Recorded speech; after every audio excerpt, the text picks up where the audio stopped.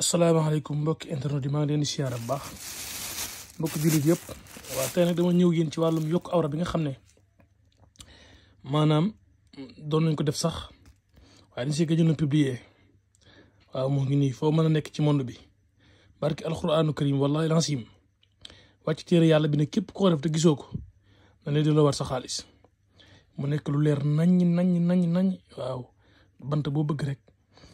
natt ko ni mu toll li ñuy mën ak yow nag yow mi nga xam ne yaa ko soxla li ñuy tàqalee ak lu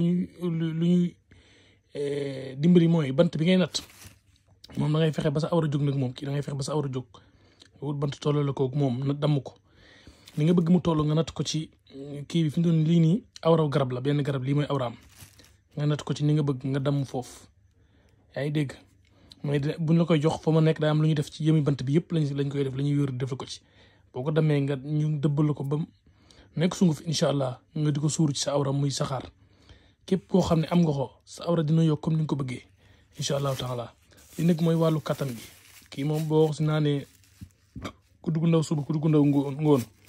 boo sëyul 30 minutes luñ la ci laajoon lu yeexal gi sax doonte bariwul yow luñ la ci laajoon dina koy doon la waat waaw 30 minutes loolu moom c'est garanti jërë ngeen def